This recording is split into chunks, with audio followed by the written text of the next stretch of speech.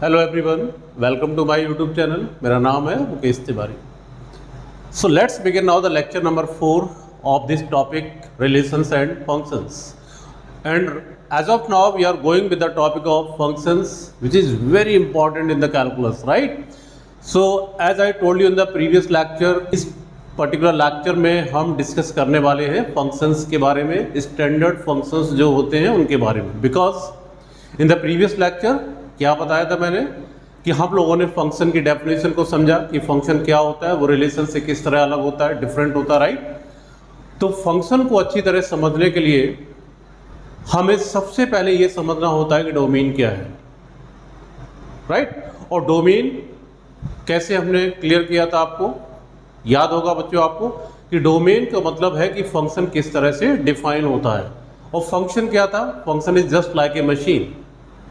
मैंने कंपेयर किया था, रिलेट किया था कि all the functions are just like the machines. और अगर आपको किसी मशीन को रन करना है, किसी मशीन को समझना है, तो सबसे पहले कम से कम उस मशीन का नाम तो पता हो।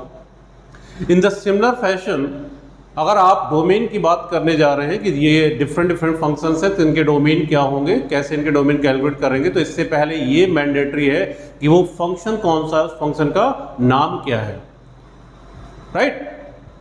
तो in the same way we are going to proceed here कि सबसे पहले इस चैप्टर में अगर हमें प्रोसीड करना है डोमेन के लिए या रेंज के लिए, तो सबसे पहले ये जानना जरूरी है कि वो कौन कौन से स्टैंडर्ड फंक्शंस हैं और उनके क्या स्टैंडर्ड डोमेन है, क्या स्टैंडर्ड रेंज है, ये हमें जानना जरूरी है। यानी कि मशीन्स को जानना जरूरी है, उनके नाम जानना जरूरी है कि वो कौन कौन से मशीन्स हैं, तभी हम जान पाएंगे कि उनके क्या डोमेन है। सो let's begin now here some standard functions. So you can put the heading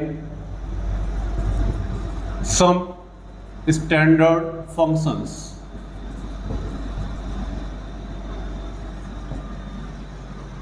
What was the calculus? Calculus is all about the functions. तो अगर functions के नाम ही नहीं पता है, right? उनके बारे में हम जानते ही नहीं, उनकी कंप्लीट एनालिसिस हमारे पास नहीं है, तो हम कैसे ये सोच सकते हैं कि उनका डोमेन, रेंज या वट एवर इज आस्क्ड, हम कैसे उसको पता लगाएंगे, राइट? इसलिए सबसे पहले शुरुआत जो होनी चाहिए वो फंक्शंस से होनी चाहिए कि कौन कौन से फंक्शंस होते हैं, कौन कौन से स्टैंडर्ड फंक्शंस हैं, और उन्हें हमें जानना जरूरी है। तो यहाँ पर मैं सबसे पहले ये बताना चाहूँगा कि किसी फंक्शन को हम कैसे समझते हैं, किसी फंक्शन को पूरी तरह से समझने का क्या तरीका होता है, क्या क्राइटेरिया होता है। तो एक ऑर्डर है बच्चों। अगर आप किसी फंक्शन को पूरी तरह से जानना चाहते हैं इन द एनालिटिकल मैनर, तो उसका एक पूरा ऑर्डर होता है जानने का, समझने का। तो सबसे पहले मैं वो बताऊंगा कि किसी फंक्शन को जानने के लिए this order you have to follow. What?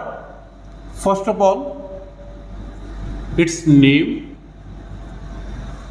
कि सबसे पहले उसका नाम जानिए कि उसका नाम क्या होता है, and remember that. Second is what is its analytical form, which you know y equal to F X, जो हमने कल आपको डिस्कस किया था पिछले लेक्चर में, कि उसका एनालिटिकल फॉर्म क्या है। सबसे पहले उस फंक्शन का नाम क्या है, फिर उसका एनालिटिकल फॉर्म क्या है। Third one, if there is any definition of that function, कि वो जो मशीन है, वो जो फंक्शन है, क्या उसकी कोई पर्टिकुलर डेफिनेशन है, तो फिर हम डेफिनेशन पे आते हैं, डेफिनेशन जाननी होती है। Then after the most important one, yes, for that we are going to discuss here now the graph. उसके बाद हमें उस फंक्शन का ग्राफ मालूम होना चाहिए। और मैं आज फिर रिपीट कर रहा हूँ, लास्ट लेक्चर में भी मैंने ये बात बोली थी, ग्राफिकल स्किल्स अब आपके बहुत अच्छे होने चाहिए बच्चों। यहाँ से आप ये तय करें कि अब आज के बाद से हमें अपने ग्राफिकल स्किल्स को साउंड करना होगा। Without graphical skills you can not go through the calculus and you cannot solve the questions। समझ रहे बात को? ग्राफिकल स्किल्स बहुत जरूरी है। आप देखेंगे कि जो ग्राफिकल अप्रोच होती है क्वेश्चंस को सॉल्व करने की, वो मैजिक की तरह होती है। ये चीज़ आप रियलाइज करेंगे। बस अभी सुनिए कि किसी क्वेश्चन को आप मैथमेटिकली सॉल्व करते हैं, you will take a lot of time, और अगर उसी को हम ग्राफिकल अप्रोच से सॉल्व करते हैं, take a very less time और बहुत ही एक्यूरेट मैनर में सॉल्व हो जाती है। बहुत ही सेटिस्फैक्ट्री मैनर में उसके रिजल्ट आते हैं। तो ग्राफिकल अप्रोच आपकी बहुत ज़रूरी है बच्चों। ये मैं बहुत ज़्यादा यहाँ पे एम्फेसाइज करने की कोशिश कर रहा हूँ कि ग्राफ बनाना जरूर सीखिए, ग्राफिकल अप्रोच जरूर डेवलप कीजिए अपने अंदर, ग्राफिकल स्किल्स अपने अंदर डेवलप जरूर कीजिए। ग्राफ सिर्फ सुनने की और देखने की चीज़ नहीं कि मैंने कोई ग्राफ बना दिया और आपने देख लिया यस और आपने उसको रट लिया कि ये इसकी डिज़ाइन है। Not like that. इसका पूरा मैकेनिज्म आपको समझना होगा कि ग्राफ बनता कैसे है, राइट। तो ये ग्राफिकल स्किल्स बहुत जरूरी है। तो fourth one is a graph here, then fifth one its domain and range. फिर आता है कि उसका क्या स्टैंडर्ड डोमेन है, क्या रेंज है। यानी कि मशीन अगर आप जान रहे हैं, उसका नाम आपने जान लिया, उसका एनालिटिकल फॉर्म जान लिया, तो फिर बात होती है कि ये मशीन चलती किससे है, इसका इंडिविजुअल डोमेन क्या है, राइट, यानी कि इनपुट क्या है, और जब इनपुट होगा तो आउटपुट भी होगा, राइट। तो रेंज क्या है, तो डोमेन और रेंज, इनपुट और आउटपुट, स्टैंडर्ड इनपुट और output, right. And then after if there are some properties, उसके बाद अगर उस फंक्शन के रिगार्डिंग कुछ प्रॉपर्टीज या कुछ स्टैंडर्ड रिजल्ट्स हैं तो वो हमें जरूर याद करने पड़ेंगे, वो हमें जरूर समझने पड़ेंगे, right. So this is the order to understand a function completely. Make up your mind accordingly. अगर आप फंक्शन को जानना चाहते हैं तो इस ऑर्डर में समझने की कोशिश करना। अंडरस्टैंड बच्चों, ये आप नोट भी कर लीजिए, तभी आप किसी फंक्शन को पूरी तरह से समझ पाएंगे, राइट। ये सिर्फ सुनने की बात नहीं है या कुछ रट लेने की बात नहीं होगी। अगर आप इस ऑर्डर में नहीं जाएंगे और इस वे में अगर आप उस फंक्शंस को नहीं लेंगे तो फंक्शन को जान नहीं पाएंगे। कुछ चीज़ें याद भले ही कर सकते हो बट वो काम आने वाली नहीं है, वो फ्रूटफुल नहीं होने वाली। ये चीज़ पहले क्लियर करिए। फंक्शंस पे जितना ज़्यादा एम्फेसाइज करेंगे अपने आप को, जितना ज़्यादा अपने माइंड को खर्च करेंगे, उतना बहुत जल्दी से फंक्शंस को सीख पाएंगे। So this is the way, this is the order to understand a function completely.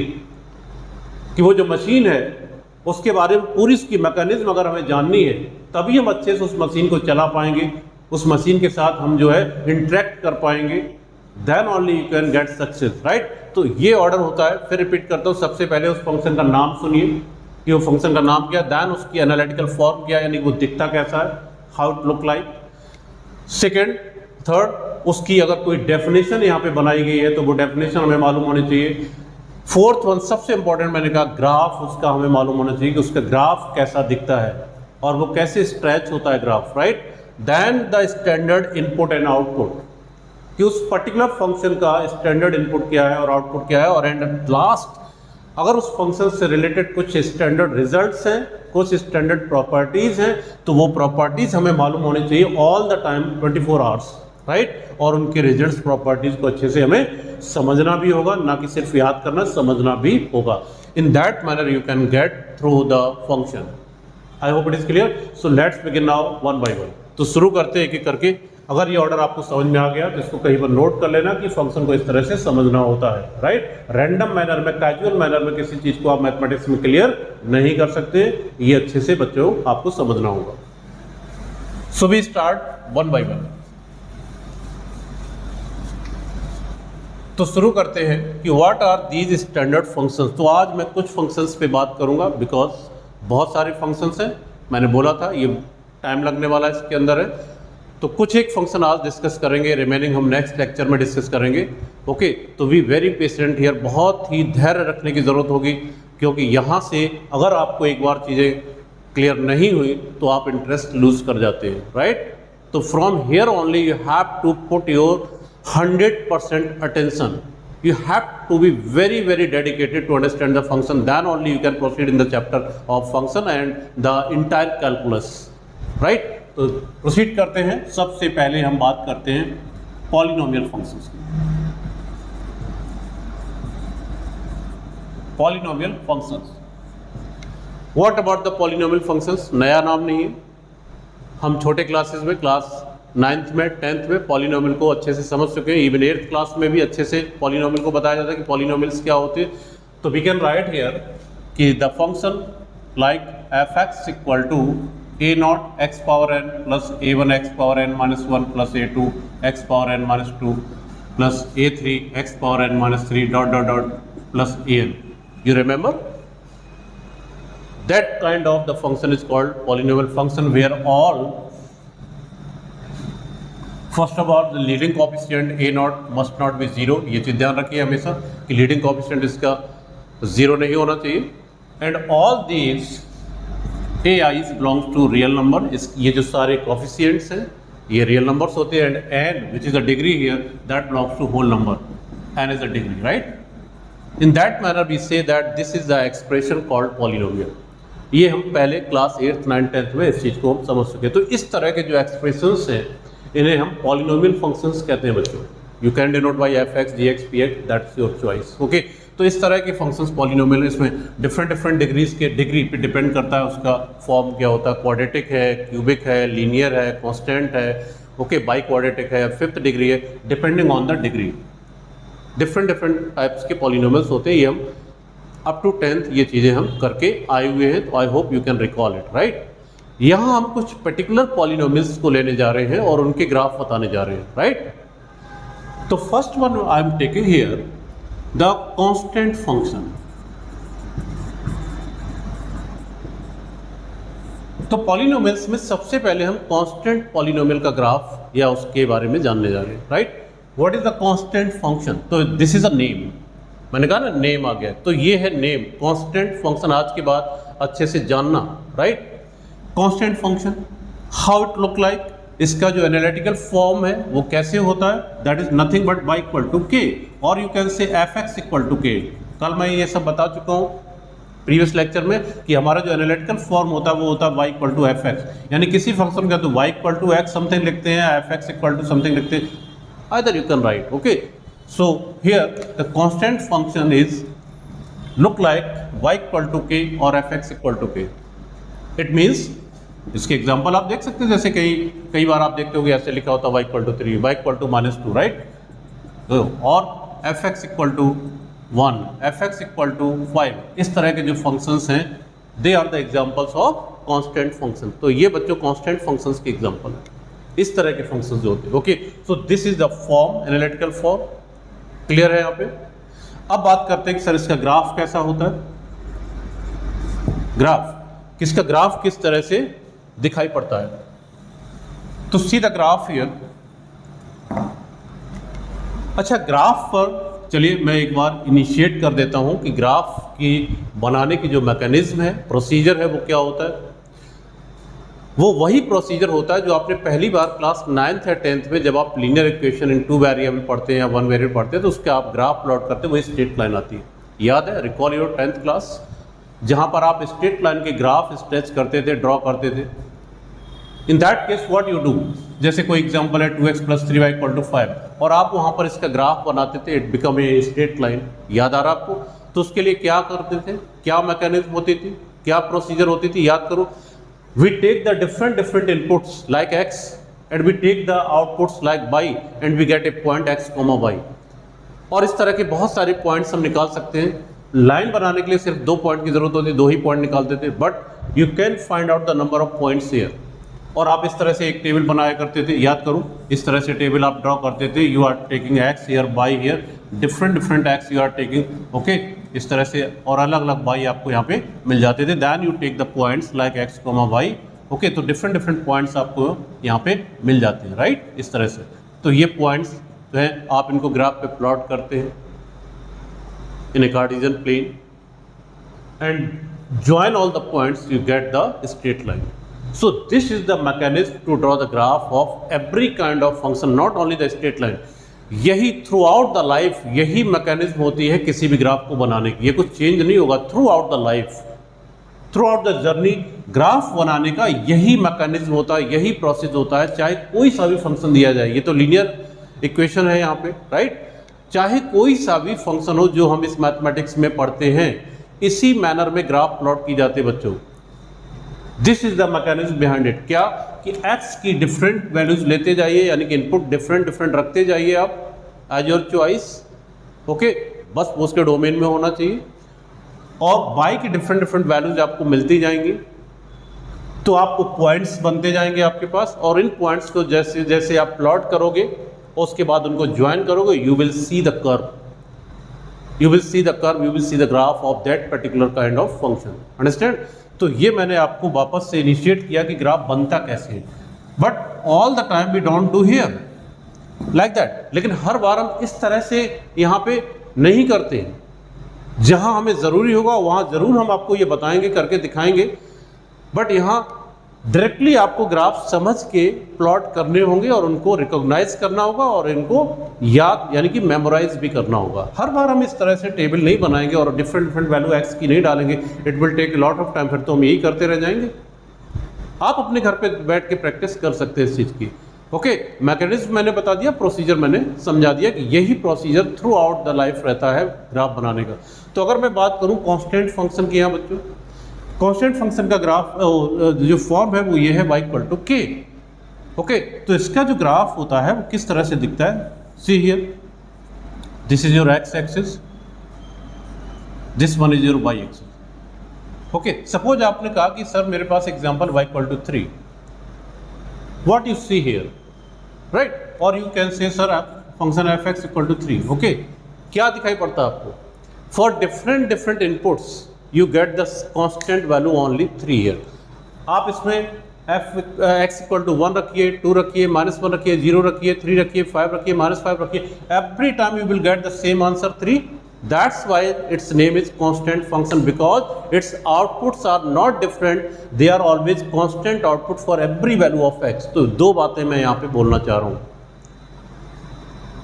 समझ में आया आपको? आपने ऑब्जर्व किया कि दो बातें मैं इसका मतलब आपको यहाँ पे बता चुका हूँ, जिसको आपने कैचअप किया कि मैंने कहा डिफरेंट डिफरेंट एक्स आप यहाँ रख सकते हैं, कोई भी एक्स की वैल्यू आप रख सकते हैं। इसका मतलब मैं सीधा इसका डोमेन बता रहा हूँ कि आर है, कि कांस्टेंट फंक्शन के लिए डोमेन आर होगा, यानी कि एक्स की कोई भी इनपुट आप, कोई भी रियल नंबर आप इसमें इनपुट कर सकते हैं, ये किसी को मना नहीं करेगा, सबको अलाउ करेगा।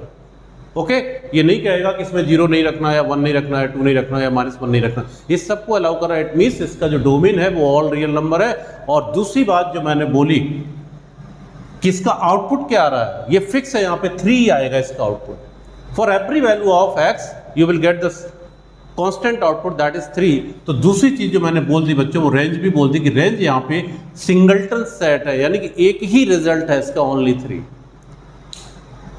तो दोनों बातें मैं यहाँ पे आपको बता गया, और ये चीज पकड़ने की होती है, ऑब्जर्व करने की होती है, तो मेक इट वेरी क्लियर। तो इसका मतलब डिफरेंट डिफरेंट इनपुट के लिए आपका सेम ही रिजल्ट आएगा। तो अगर मैं इस ग्राफ को देखूं, बनाने की कोशिश करूं, तो फ्रॉम -∞ टू +∞, ये हमारा एक्स एक्सिस है, ऑल रियल नंबर लाइन है। इस पे कोई भी वैल्यू लोगे आप, मान लो हम मान के चले कि हमारा k है, this is the point k y axis पे, तो every time you are getting the same value k। अगर k मैं पॉजिटिव ले लूँ, k यहाँ पे आपका जो है वो पॉजिटिव है, ओके, तो ये ऊपर होगा, अगर k नेगेटिव है तो ये k नीचे होगा। तो every time you are getting the same value. यहाँ पे कोई पॉइंट है इनपुट, उस पर भी वैल्यू k होगी, यहाँ कोई पॉइंट है उस पर भी k होगी, यहाँ कोई पॉइंट उस पर भी k होगी, 0 पे भी k होगी, आगे भी k होगी। Can you say that this will be a straight line passing through this point k which is parallel to x axis? Of course. So this will be the graph of y equal to k। Constant function का graph इस तरह से दिखता है बच्चों। So this is the graph of y equal to k, fx equal to k। तो अगर कोई कांस्टेंट फंक्शन ग्राफ है, या वो याद कर लीजिए, एक बार समझ लिया है तो, कि इसका ग्राफ हमेशा x एक्सिस के पैरेलल एक स्ट्रेट लाइन होगी passing through the point k। If k is negative, और अगर k नेगेटिव है, it will pass through point -k below the x axis, this is y equal to -k। तो ये below the x axis इस तरह देखेगी, but always it will be parallel to x axis. तो this is the graph of constant function, right. तो k यहाँ पे कोई भी वैल्यू हो सकती है, रियल वैल्यू 3, 4, -4 जो भी हो, तो उसके हिसाब से आप इसका ग्राफ बना पाएंगे। और अब बात करते हैं डोमेन की और रेंज की। एवरी टाइम ऑर्डर से आइए। पहला ऑर्डर हमने कहा नाम, आपने जान लिया सर ये इसका नेम है, ओके, ये इसका एनालिटिकल फॉर्म हो गया, ये इसका ग्राफ हो गया। और ये सारा डिस्कशन हम कर ही क्यों रहे हैं, हम इन मशीन से आपको मिलवाई क्यों रहे हैं, सिर्फ इसलिए कि इन मशीन्स के नेम के साथ साथ इनके इनपुट्स पता हों और आउटपुट्स पता हों, जिन्हें हम क्वेश्चंस में अप्लाई करने वाले, इसलिए। तो अब इस सब के पीछे जो ऑब्जेक्टिव है वो अब आने जा रहा कि सर ये ग्राफ हमने बनाया, इससे हमें क्या डोमेन दिखाई पड़ता है, क्या रेंज दिखाई पड़ता है, ऑफकोर्स दिखाई पड़ता है, जो कि हम आपको पहले समझा भी चुके हैं मैथमेटिकली, एनालिटिकली।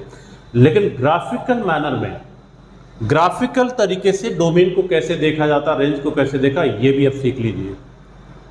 ये भी सीख लीजिए कि ग्राफिकली कैसे डोमेन को देखते हैं। तो डोमेन मीन्स व्हाट, क्या समझा था प्रीवियस लेक्चर में कि जब भी function y equal to F x होता है तो जो x की वैल्यूज होती हैं वो डोमेन होते हैं, जो y की वैल्यूज आती है यानी कि जो आउटपुट्स आते हैं वो रेंज होते हैं।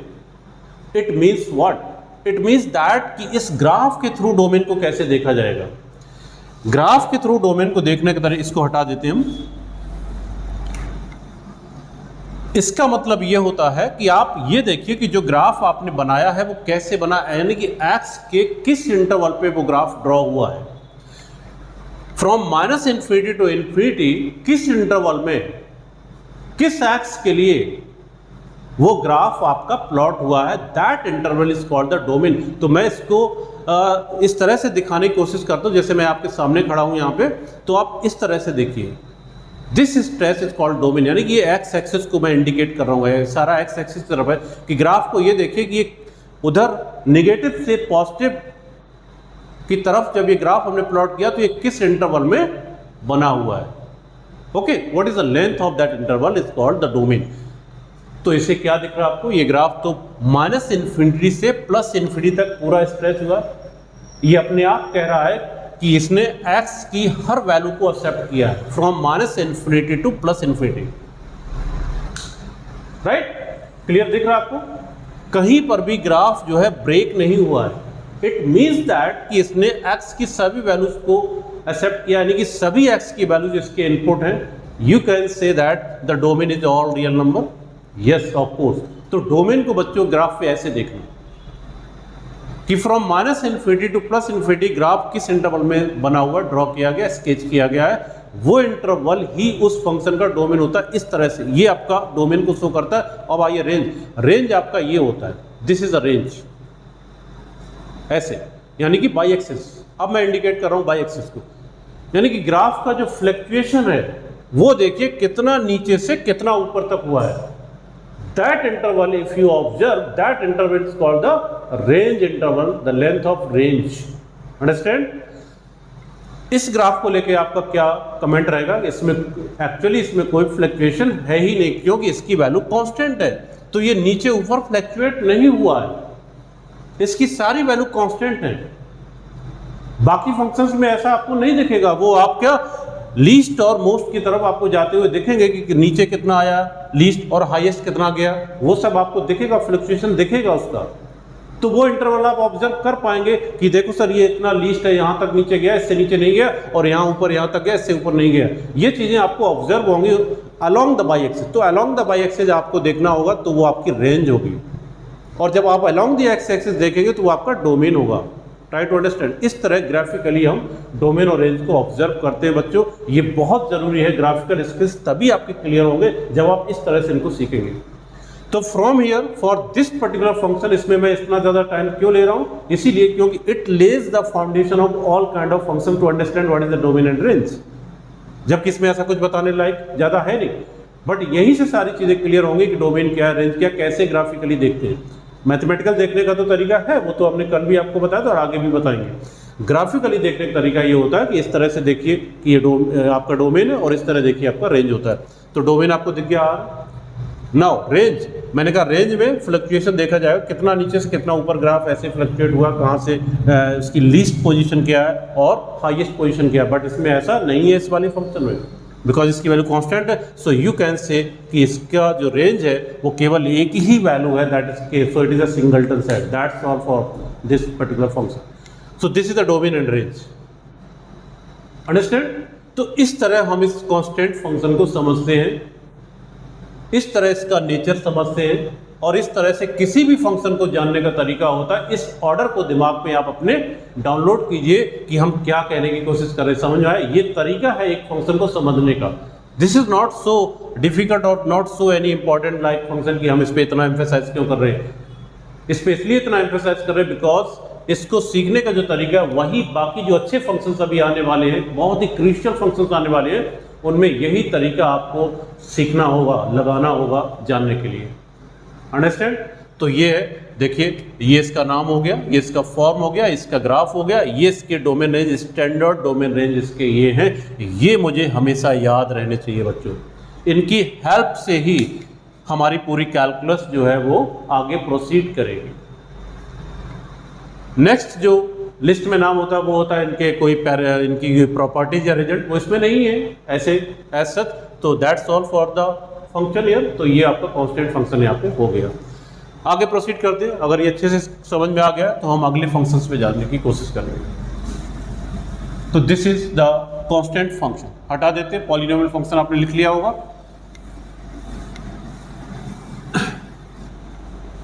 तो first was constant.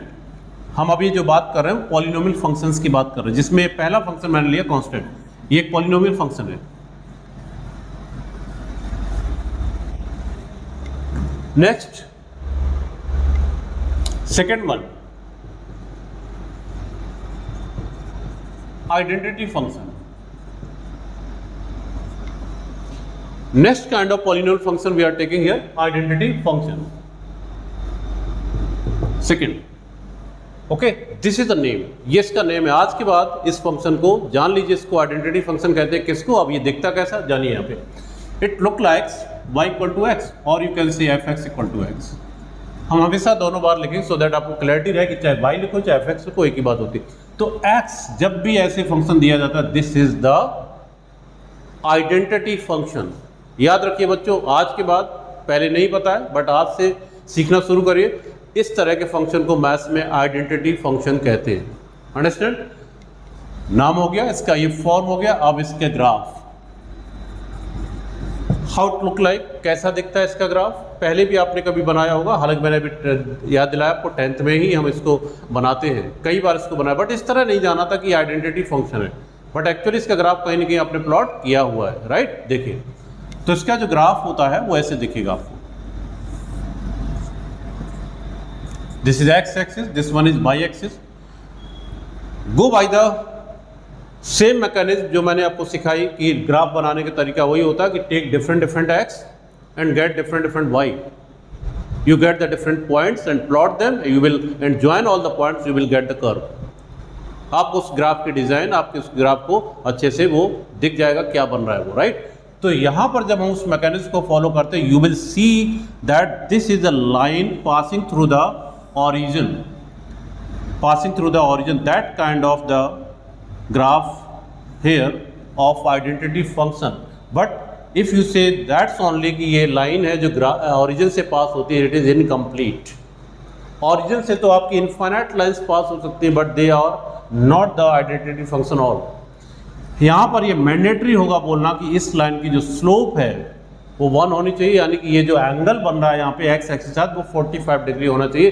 Then only you can say that it is an identity function. ये छोटी छोटी चीज़ें जो है वो क्लैरिटी लाती है मैथमेटिक्स में, तो इनको ध्यान रखने की जरूरत है। आप ये नहीं कहेंगे कि मैंने पूछा या किसी ने पूछा कि आइडेंटिटी फंक्शन क्या, आपने कह दिया this is a line passing through the origin. Origin से तो आपकी बहुत सारी लाइंस पास हो सकती हैं, ये सारी लाइंस ओरिजिन से पास हो रही, राइट। ये भी ओरिजिन से पास हो रही, ये भी ओरिजिन से पास हो रही, these all are the lines, all are identity function? No, not at all. To make it very clear, this is the only one line which makes 45 degree angle with the x-axis, यानी कि इसकी जो slope है tan theta वो 1 होनी चाहिए। In that way only this is the identity function. तो ये क्लियर रखिए बच्चों, जिस चीज़ को पढ़े उसको बहुत कंक्रीट लेवल पे ध्यान रखें, रैंडम मैनर में बिल्कुल ना समझें मैथमेटिक्स को। ये हो गया आपका आइडेंटिटी फंक्शन।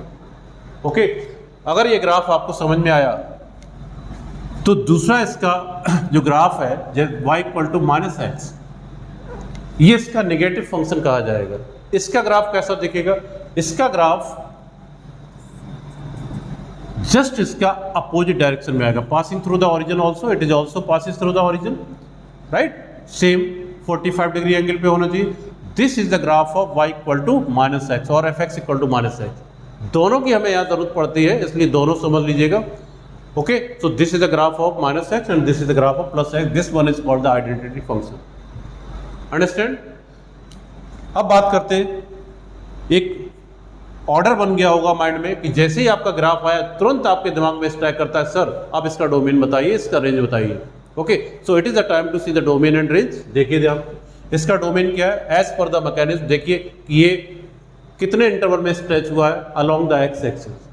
डोमेन हमेशा अलोंग द एक्स एक्सिस देखना है, range along the y axis देखना है। तो देखो इसका जो ग्राफ बना होगा वो डिफरेंट एक्स के लिए इनपुट के लिए आपका ग्राफ बना होगा। तो वो इंटरवल क्या दिख रहा है आपको? From minus infinity to plus infinity अगर आप मूव करते हैं तो देखिए इसका ग्राफ ऐसे प्लॉट हुआ। It means through out graph जा रहा है, थ्रू आउट इधर माइनस इन्फिनिटी से आ रहा है और थ्रू आउट प्लस इन्फिनिटी तक ये जा रहा है ग्राफ। It means what? इसका मतलब क्या हुआ होगा कि इस फंक्शन ने x की हर वैल्यू को एक्सेप्ट किया होगा, तभी इस तरह से विदाउट ब्रेकिंग ये ग्राफ कंटिन्यूसली जा रहा है। कहाँ से शुरू हुआ है? माइनस इन्फिनिटी से। ये यहाँ से नहीं स्टार्ट हुआ, ये कंटिन्यूसली उधर जा रहा है और ये कंटिन्यूसली ऊपर जा रहा है। ये चीज़ क्लियर करिए, ये ग्राफ इतना ही नहीं है, that is just a portion, right. ये माइनस इन्फिनिटी से आ रहा है, ऑरिजिनेट हो रहा है और ये प्लस इन्फिनिटी तक आपका अप्रोच कर रहा है, अंडरस्टैंड। तो x की हर वैल्यू इसने एक्सेप्ट की होगी, तभी ये डिफरेंट पॉइंट्स आए होंगे, तभी आपने ज्वाइन किया होगा, तभी ये लाइन बनी होगी, अंडरस्टैंड। इस तरह रिकॉल करिए, इस तरह सोचिए। और ये इन्फिनिटी तक जा रहा है, यानी कि x की सारी पॉजिटिव वैल्यूज भी इसने एक्सेप्ट की होंगी, सारी नेगेटिव वैल्यूज भी इसने एक्सेप्ट की होंगी। तो अगेन यू कैन से कि सर ये ग्राफ तो ऐसा लग रहा है कि पूरे रियल नंबर इनपुट के लिए बना हुआ। Of course that the correct, कि इसका जो इनपुट है वो ऑल रियल नंबर है, set of all real number है, बिल्कुल सही बात है, सारे रियल नंबर के लिए डिफाइन है ये फंक्शन। तो इसका जो स्टैंडर्ड इनपुट है वो r है, यानी कि इसका जो डोमेन है इस फंक्शन का वो ऑल रियल नंबर होता है, minus infinity to plus infinity, understand. Now we talk about the range. अब कांस्टेंट फंक्शन की तरह ये नहीं है कि कोई एक ही वैल्यू आपको मिलती है वहीं से ये ग्राफ ऐसे पैरेलल होके जाता, नहीं। आप देखिए इसमें फ्लक्चुएशन है, यानी कि ये दिख रहा होगा कि ये माइनस इन्फिनिटी से प्लस इन्फिनिटी तक अप्रोच कर रहा है along the by axis also, यानी कि इसकी जो वैल्यूज हैं अलोंग द बाई एक्सिस आपको देख पा रहे हो कि ये ग्राफ नीचे माइनस इन्फिनिटी तक जा रहा है, ऊपर प्लस इन्फिनिटी तक जा रहा है। तो यानी कि इसकी जो रेंज है वो भी ऑल रियल नंबर्स हैं, यानी कि इसके आंसर्स यानी कि जो इसके आउटपुट्स हैं वो भी सभी तरह के आएंगे। नेगेटिव आंसर्स भी आएंगे, नेगेटिव आउटपुट भी आएंगे और पॉजिटिव आउटपुट भी आएंगे, जीरो भी आएगा। जीरो से पास हो रहा है इसलिए जीरो तो दिख ही रहा आपको, जीरो इसका आउटपुट है। तो यू कैन से यस कि इसका जो रेंज है बच्चों वो भी आ रहा है। और वैसे भी आप ध्यान से देखो तो आपको साफ साफ यहाँ उसके फॉर्म से दिख रहा है y equal to x. It means किसी से पूछने की जरूरत भी नहीं है, y इक्वल टू एक्स, यानी कि जो इनपुट है वही आउटपुट आएगा। बड़ी मजेदार बात इसमें कि आपने इसमें 1 इनपुट रखा तो आपका आउटपुट भी 1 आएगा। इस पे ये इस तरह के सारे पॉइंट हमारे आइडेंटिटी फंक्शन पे ही होते हैं, 1 1 2 2 3 3, ठीक है, -1 -1 -2 -2, इस तरह के सारे पॉइंट हमेशा आइडेंटिटी फंक्शन पे लाई करते हैं। Remember that. आप यहाँ पे 1 इनपुट डालोगे तो आउटपुट भी 1 आएगा, 2 डालोगे आउटपुट भी 2 आएगा, 3 डालोगे आउटपुट भी 3 आएगा, -1 डालोगे आउटपुट भी -1 आएगा। That kind of points are always on that particular function called identity function. तो साफ इसके फॉर्म से दिख रहा है कि इसका इनपुट आउटपुट दोनों सेम ही होता है। तो अगर डोमेन पता है तो रेंज अपने आप वही है, सेम है, no need to discuss, okay. तो ये इसका ग्राफ होता है बच्चों, और यहाँ से मुझे डोमेन और रेंज मालूम हो गए। दोनों फंक्शंस हमने यहाँ पे बनाए हुए हैं, f x equal to x and f x equal to -x। -x में जस्ट ग्राफ अपोजिट डायरेक्शन में जाता है, ओके। तो this is all about the domain and range, I hope it is clear, ठीक है। तो इस तरह के जो फंक्शंस हैं बच्चों वो हमारे आइडेंटिटी फंक्शंस होते हैं। अब आपको कुछ चीज़ें दिमाग में आ रही हैं या आनी चाहिए कि क्वेश्चंस में हमेशा यही नहीं होता कि x होता है। अब आप कहोगे सर ऐसा भी तो हो सकता है कि F x equal to 2x लिखा हो या 3x लिखा हो, या कोई कह दे कि सर 3x + 1 लिखा है या x + 5 लिखा है ना, x - 5 लिखा है। कैन यू सी, ये सारे फंक्शंस भी बच्चों इसी फैमिली के हैं, ये सारे फंक्शन इसी फैमिली के, they all are actually the linear expressions, they are all are the linear function. और identity function is itself a linear polynomial, it is also a linear function, और ये सारे भी लीनियर फंक्शंस हैं। हमने जो अभी ग्राफ बनाया पर्टिकुलर x का ग्राफ बनाया, बट मैंने 2x 3x या 3x + 1 या x - 5 का ग्राफ नहीं बनाया। बट क्या ये फंक्शंस आपको नहीं मिलेंगे? क्या आप ऐसा सोच सकते हो कि फंक्शन हमेशा ये मिलेगा? नो। क्या ये फंक्शंस आपको नहीं मिलेंगे? यही फंक्शंस आपको मिलेंगे, ये भी फंक्शंस आपको मिलेंगे। Then the question is there कि सर फिर इनका ग्राफ क्या होगा? अगर मैं x का ग्राफ जानता हूं ये है, तो x + 5 का ग्राफ क्या होगा, x - 5 का ग्राफ क्या होगा? Yes, this is very very important discussion. कि ये सारे ग्राफ जो है, ये सारे फंक्शंस इसी फैमिली के हैं, और ये इसका है स्टैंडर्ड फंक्शन, ये मेन इसका फंक्शन है। इसके अकॉर्डिंग, इसी के बेस पर इन सभी फंक्शंस के ग्राफ भी प्लॉट किए जाते हैं, ड्रॉ किए जाते हैं, और ये एक हमारा सेपरेट टॉपिक रहेगा, ये एक इंडिविजुअल टॉपिक रहेगा। इसको बोलते हैं बेटा ट्रांसफॉर्मेशन, इसको कहते हैं ट्रांसफॉर्मेशन ऑफ ग्राफ्स। ओके, ये हमारा एक डेडिकेटेड टॉपिक रहेगा, डेडिकेटेड लेक्चर रहेगा इसके लिए। वहां हम इन सबको एक साथ डिस्कस करेंगे, हर फंक्शन के लिए, केवल इसके लिए नहीं, केवल हर फंक्शन के लिए। बिकॉज ये तो हमारा स्टैंडर्ड फंक्शन है, बट इसकी फैमिली के ये सारे फंक्शन जब होंगे तो इनके ग्राफ्स कैसे होते, ये ग्राफ इसके अकॉर्डिंग ट्रांसफॉर्म होते हैं, यानी कि ग्राफ की शेप, ये तो मान के चलिए, मैंने क्या कहा, ध्यान दीजिए वर्ड पे, अगर ये इसी फैमिली के हैं सारे, इट मीन्स ग्राफ की शेप तो यही रहने वाली है, ऐसी ही रहेगी।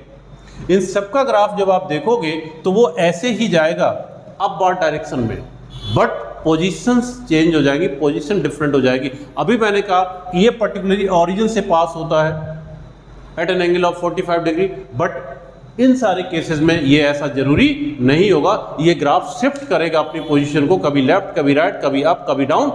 ये चीजें हम ट्रांसफॉर्मेशन में सीखने वाले हैं बच्चों। तो कीप इन माइंड कि अभी सिर्फ और सिर्फ हम स्टैंडर्ड फंक्शंस पे बात कर रहे हैं, उनके ट्रांसफॉर्मेशन पे।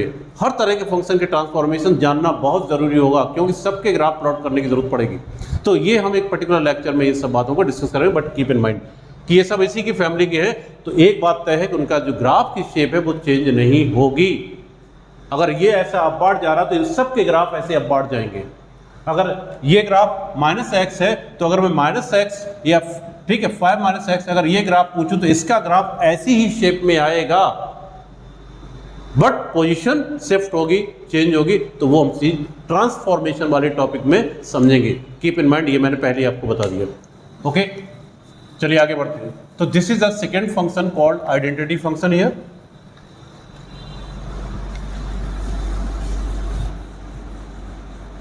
थर्ड वन, तीसरा एक और छोटा फंक्शन जो बहुत यूज होने वाला है, बहुत यूज होता रहता है, that is the third one, quadratic function.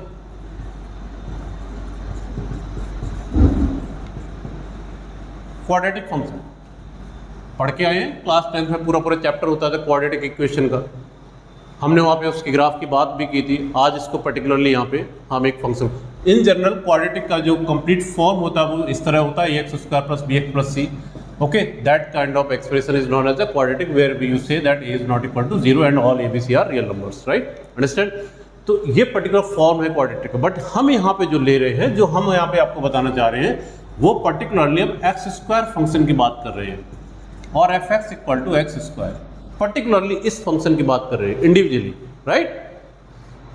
कुछ याद है कि जब अगर 10th में आप थे तो आपको बताया गया होगा, राइट? आपके टीचर्स ने बताया होगा कि अगर ये जो आपका पॉलिनोमियल है क्वाड्रेटिक, वहां पर भी इसके ग्राफ की बात हुई थी।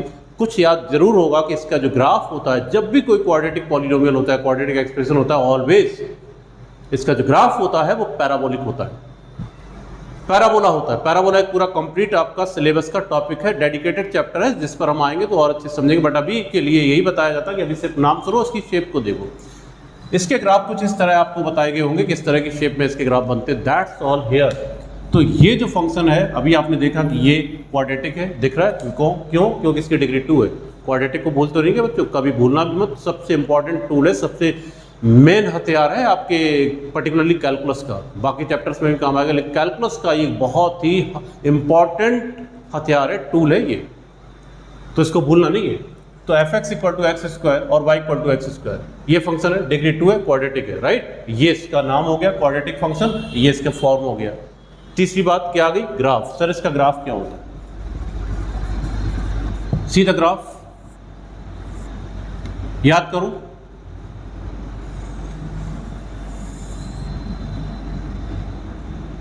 टेंथ में बताया गया था किसका ग्राफ पैराबोला होता है। इस तरह आइदर अपवर्ड और डाउनवर्ड, दो केस यहाँ पे हमेशा होते हैं। पर्टिकुलर पैराबोला जो चैप्टर, उसमें आप देखेंगे 4 केस हैं, बट यहाँ जो पर्टिकुलर हम बात कर रहे हैं वो अपवर्ड और डाउनवर्ड की बात कर रहे हैं। अंडरस्टैंड? तो y = x² है, तो इसका ग्राफ ये होता है अपवर्ड, ये अपवर्ड पैराबोला बनता है। माइंडेड, ये अपवर्ड पैराबोला होता है पर्टिकुलरली एक्स स्क्वायर फंक्शन का।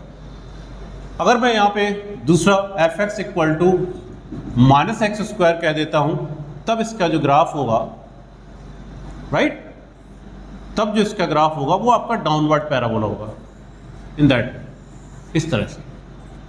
This is x axis, this one is y axis. तो दोनों आपको याद रखने हमेशा हमेशा के लिए आज के बाद कि ये बहुत ज़्यादा यूज होने वाला फंक्शंस होता है, राइट, क्वाड्रेटिक पॉलिनोमियल यानी कि पैराबोला। ये पैराबोलिक शेप है, तो जल्दी से देख लीजिए, ग्राफ हमने बना दिया आपके लिए। तो ये इसका ग्राफ होता है, कैसे बना होगा बताने की बार बार जरूरत नहीं। उसी तरह से कि डिफरेंट एक्स की वैल्यू आप लेते जा रहे हो, डिफरेंट वाई निकलते जा रहे हो, उनको एज ए पॉइंट आपने प्लॉट किया, उनको जब ज्वाइन किया, you will see that kind of shape, और this shape is known as nothing but the parabola, right.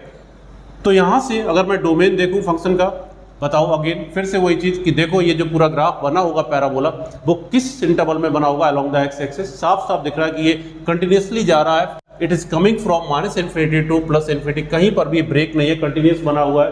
तो कैसे बना होगा, इसका मतलब है कि इसने भी सारे इनपुट्स लिए होंगे, एक्स की सारी रियल वैल्यूज को एक्सेप्ट किया होगा, किसी को मना नहीं किया होगा इसने। So you can say again that the domain is R, yes this function is also defined for every R, इसका भी डोमेन आर है। And what about the range, अब आइए रेंज की बात करिए, फिर से देखिए ग्राफिकल मैनर में इसको। ग्राफिकली मैंने कहा रेंज ऐसे देखते हैं, okay, along the y axis ये कितना लीस्ट से कितना हाईएस्ट तक ये गया हुआ, उसका जो रेंज है, उसका जो इंटरवल है, वो आपका रेंज बन जाता है फंक्शन का। तो देखिए यहाँ पे क्या दिख रहा है आपको कि ये ग्राफ जब बन रहा था तो ये ओरिजिन तक ही आया है लीस्ट, उसके नीचे प्रोसीड नहीं किया, उसके नीचे नहीं गया। इट मीन्स साफ साफ दिख रहा है कि इस फंक्शन की जो लीस्ट वैल्यू है वो जीरो है, जीरो से कम नहीं है, जीरो से कम इसका कोई आउटपुट नहीं आता है, अंडरस्टैंड। और ये चीज बताती है कि इसका मिनिमम आउटपुट जीरो है और मैक्सिमम कहां तक जा रहा है, देखो दोनों तरफ ये कहां तक along the y axis move कर रहा है, अप्रोच कर रहा है, up to infinity, up to infinity. यानी कि इसकी जो मैक्सिमम वैल्यू है वो हम ऑब्टेन भी नहीं कर सकते, because it is approaching to infinity. यहाँ पे बंद नहीं हुआ, it is the portion of the graph only, ये कंटिन्यूअसली इन्फिनिटी तक अप्रोच कर रहा है। So what is the range here? Range 0 to infinity, यानी कि रेंज कैसे लिखी जाती है ये भी सीख लो साथ साथ। रेंज हमेशा मिनिमम टू मैक्सिमम लिखी जाती है, उल्टी नहीं कभी maximum to minimum, minimum to maximum, least to highest. तो लीस्ट यहाँ पे जीरो है जो कि इंक्लूडेड है, जीरो वैल्यूज की है, और जो हाईएस्ट है वो अप्रोच कर रहा है इन्फिनिटी तक, जो कि ऊपर इंटरवल है, राइट। तो this is the range here. So you can say कि इसकी जो आउटपुट है, चूंकि स्क्वायर फंक्शन है, it is always greater than equal to zero, समझ सकते हो खुद ही। ये एनालिटिकल बातें हैं, इनको ही अपने दिमाग में डालते चलिए कि वैसे भी देखने से ही पता चल रहा है कि इसकी रेंज क्या होगी। हम कोई हमें बताए या ना बताए, हमें खुद से पता भी होना चाहिए एनालिटिकल। इसीलिए मैंने कहा एनालिटिकल फॉर्म जानना, समझना, उस पर दिमाग लगाना जरूरी है कि जब ये स्क्वायर फंक्शन है तो इसकी वैल्यू नेगेटिव तो वैसे भी कभी नहीं आनी है, मिनिमम वैल्यू इसकी जीरो ही हो सकती है, बाकी सब जीरो से बड़ी होंगी, राइट। इसलिए this is all about the domain and range. In the same वे यहाँ पे अगर हम बात करें minus x square, domain is again, domain यहाँ पर भी इसका और ऑल रियल नंबर, और रेंज की बात करें तो देखिए इसकी रेंज क्या है, ठीक उल्टा, ठीक अपोजिट इसका नेचर है। कैसे, इसकी हाईएस्ट वैल्यू जीरो हो रही है, इसके ऊपर ग्राफ प्रोसीड नहीं किया, इसके ऊपर ग्राफ अप्रोच नहीं किया, तो इसकी highest value maximum value zero है, और लीस्ट वैल्यू जो है अलोंग द वाई एक्सिस जा रही है माइनस इन्फिनिटी की तरफ। तो इसकी जो रेंज है बच्चों वो माइनस इन्फिनिटी टू जीरो है, ये इसकी रेंज है। All negative value, all negative output है उसके, all positive output including zero also, right. तो this is the function of quadratic. Next,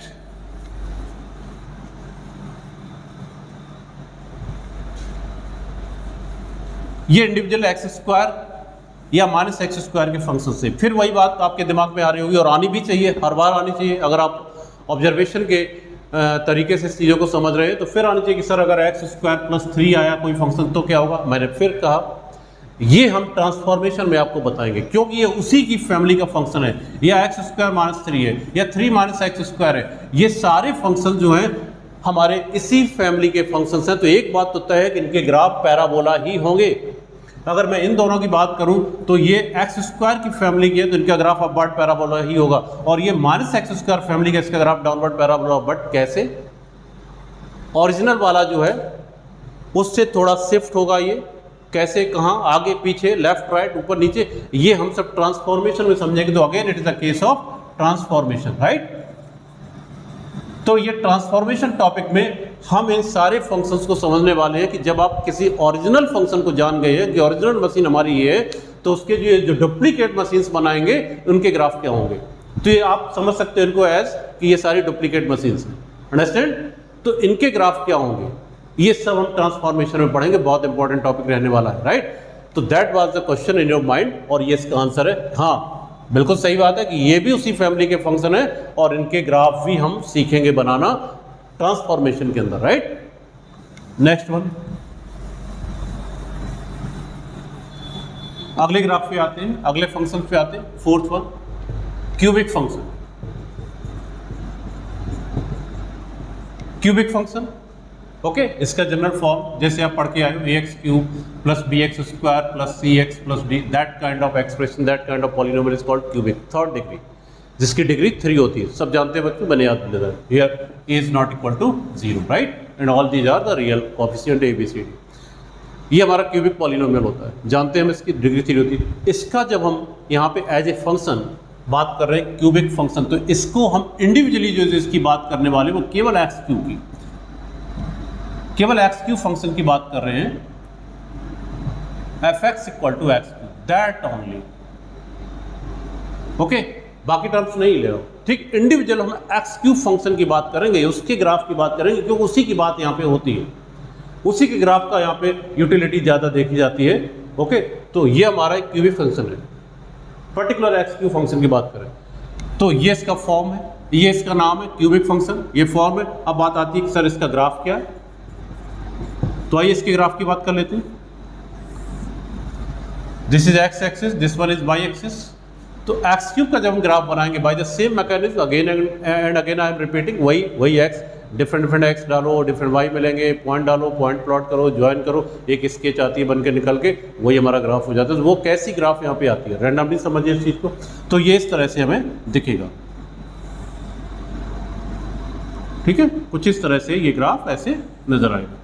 So that kind of graph is called x cube, ये origin. इस तरह का जो graph है वो x क्यूब का ग्राफ होता है। यहाँ ऐसा लगता है कि ये पैरेलल हो गया, बट पैरेलल नहीं है, ये ट्रेंड है उसका, धीरे धीरे धीरे धीरे ओरिजिन की तरफ ये जा रहा है, फिर ओरिजिन से धीरे धीरे डेविएट हो रहा है, ओके। तो this is the graph of x cube, साफ साफ दिख रहा है। आइए बात करते हैं इसके डोमेन की। तो अगर आपने ग्राफ समझा तो बताइए सर इसका डोमेन क्या है, आप बताइए, क्या ये ऑड रियल नंबर नहीं है, क्या ऐसा नहीं दिख रहा है कि ये सभी रियल नंबर्स के लिए डिफाइन है? बिकॉज कंटिन्यूस इसका ग्राफ बना हुआ, कहीं पर भी ब्रेक नहीं है, कहीं पर भी टूटा हुआ नहीं। इट मीन्स इसमें सारी वैल्यूज एक्स के लिए होंगी, सभी को एक्सेप्ट किया हुआ, यानी सारे इनपुट इसने लिए होंगे, all real number from minus infinity to plus infinity along the x axis. दिख रहा है आपको कि नेगेटिव से पॉजिटिव की तरफ ग्राफ पूरा बना हुआ है, पूरा ग्राफ बना है, कहीं पर भी ब्रेक नहीं हुआ, ओके, कहीं पर भी टूटा नहीं। Along the y axis, along the y axis यानी कि range, I am talking about the range now.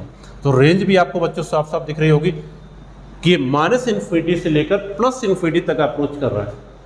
So in one line you can say sir इसकी जो रेंज आने वाली है वो भी ऑल रियल नंबर आएंगे, डिफरेंट डिफरेंट इनपुट के लिए डिफरेंट डिफरेंट आउटपुट आने वाले हैं। 0 रखोगे वैल्यू 0 आएगी, 1 रखोगे तो 1 आएगा, 2 रखोगे तो 8 हो जाएगा, -2 रखोगे तो -8 हो जाएगा, अंडरस्टैंड। तो सारे रियल नंबर्स के लिए ये डिफाइन है, जिसका डोमेन R है, और जो रेंज है वो भी ऑल रियल नंबर है, यानी कि नेगेटिव वैल्यूज भी आने वाले, नेगेटिव आउटपुट भी आने वाले, पॉजिटिव आउटपुट भी आने वाले, वो ग्राफ में हमें नजर आ रहा है। y equal to -x cube अगर होता है, यानी कि फिर से वही बात कि सर मैं अगर इस फंक्शन का नेगेटिव कर दूं तो क्या पता है, नेगेटिव में हमेशा डायरेक्शन अपोजिट हो जाती है फंक्शन, ये हमारा अपवर्ड डायरेक्शन में जा रहा है, और जब -x क्यूब कर देंगे तो ये डाउनवर्ड डायरेक्शन में चला जाएगा, राइट। तो अगर इसका ग्राफ मैं बनाऊं तो वो कैसे दिखेगा आप, ओके, इस तरह से ग्राफ दिखेगा, सॉरी,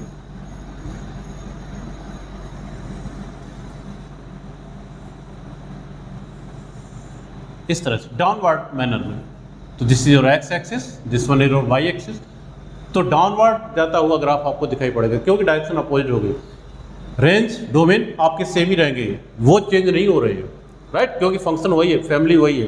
तो डोमेन यहाँ पर आपने देखा कि रेंज है, सो ऑल रियल नंबर है, और रेंज यहाँ पर आप देखते हैं आर एफ, तो वो भी आपको दिख रहा होगा, वो भी आर है, क्योंकि माइनस इन्फिनिटी तक अप्रोच कर रहा है, प्लस इन्फिनिटी तक है, तो minus infinity to plus infinity है, तो रेंज वही है, ओके। फिर अगले क्वेश्चन आपके माइंड वही आए होंगे कि फिर सर वही बात की, अगर x³ + 5 लिखा हुआ, कहीं पर x³ - 1 लिखा, तो क्या इनके ग्राफ क्या होंगे? यस, वो भी ग्राफ होंगे, बट वो शिफ्ट हो जाएंगे, उनकी पोजीशन थोड़ी शिफ्ट हो जाएगी, बट ग्राफ का जो शेप है वो चेंज नहीं होगा, क्योंकि ये भी इसी फैमिली के फंक्शन है। अंडरस्टैंड? तो ये हम सब ट्रांसफॉर्मेशन में सीखने वाले हैं। तो this is all about the cubic function.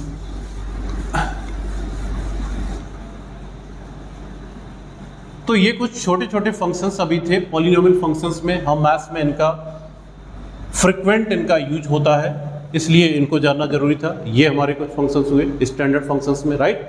आइए नेक्स्ट फंक्शन पे चलते हैं, और यहाँ से चीज़ें थोड़ा सा अलग लेवल पे अप्रोच करना स्टार्ट हो जाएंगे बच्चों।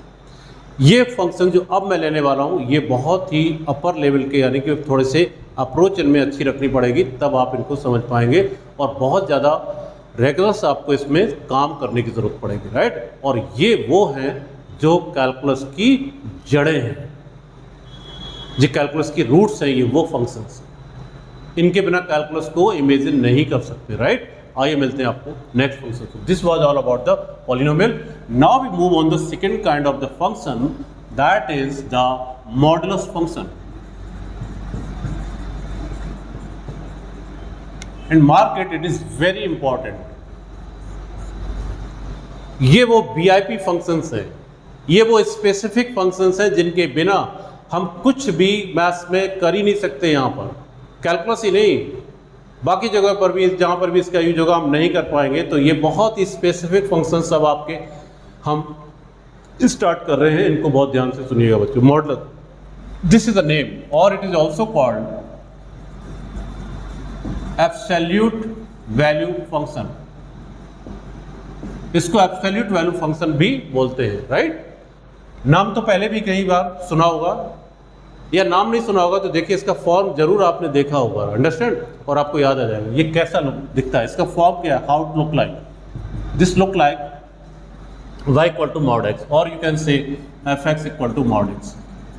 ये इस तरह का फंक्शन होता है, ये ऐसा लिखा जाता है मैथ्स के अंदर, ये इसका नोटेशन है, जान लीजिए। अगर आप पहले नहीं जानते अब जान लो। हालांकि बहुत जूनियर क्लासेस में भी हम मॉडुलस की वैल्यू पूछते हैं, एब्सोल्यूट वैल्यू पूछते रहते हैं, सो दैट थोड़ा सा इंट्रोडक्शन बच्चों को मिलता रहता है। याद करो बच्चों, आप फाइंड करते थे कि find the absolute value of -3, you right 3। सिर्फ इतना बच्चे सीख के आते हैं कि इसमें -3 रखो तो भी 3 आता, +3 रखो तो भी 3 आता है, यानी कि इसकी वैल्यू जो आती है वो पॉजिटिव आती है। इतना सारे बच्चों को याद होता है, करके आए हैं क्लास 7th में 8th में, राइट।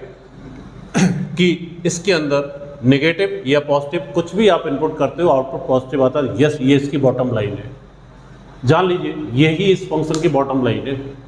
इसी से इस फंक्शन की पहचान है कि ये ऐसा फंक्शन है, इसका नाम ही एब्सोल्यूट वैल्यू फंक्शन है, कि चाहे आप नेगेटिव इनपुट इसके अंदर डालो, चाहे आप पॉजिटिव इनपुट इसके अंदर डालो, आपका जो आंसर आने वाला वो पॉजिटिव ही आएगा। तो आप कह सकते हो एक लाइन में अपनी मेमोरी के लिए, अपनी याददाश्त के लिए, कि ये फंक्शन एक पॉजिटिव फंक्शन कहा जाएगा मैथ्स के अंदर, इंक्लूडिंग 0 ऑल्सो, इसकी वैल्यू 0 भी आती है। आइए बात करते हैं इस पर। तो ये इसकी स्ट्रेंथ है, ये इसकी बॉटम लाइन है, जो आप पहले से भी जानते थे, छोटे छोटे क्लासेस में आप इसके क्वेश्चंस भी करते रहे हो, राइट। किस तरह से जान के कि इसमें नेगेटिव रखते तो पॉजिटिव हो जाता है। तो आइए, ये फंक्शन हमारा मॉड फंक्शन होता है। इसमें क्या होता है कि ये दो वर्टिकल लाइंस होती है, और इसके अंदर कोई भी x या x का कोई भी फंक्शन हम लिख देते हैं, कुछ भी। अभी तो x लिख रहे हैं, स्टैंडर्ड है। अभी आप देखोगे इसके अंदर पूरी दुनिया आपको दिखेगी कैलकुलस की, इसके अंदर सारे फंक्शंस आपको आते हुए दिखेंगे।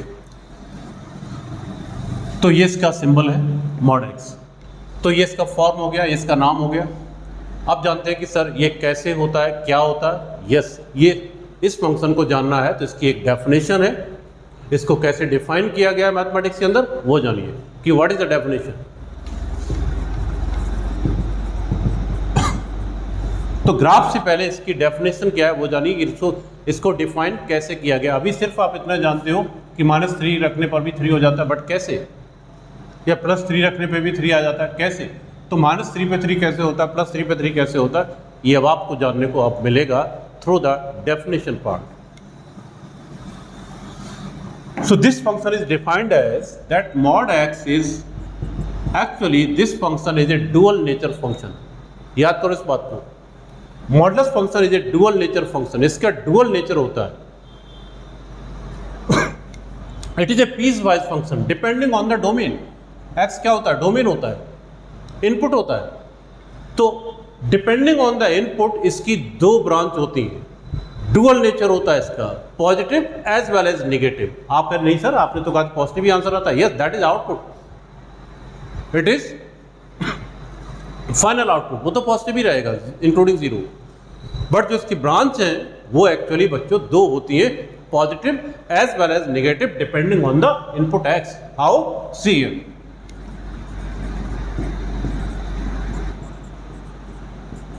This one is,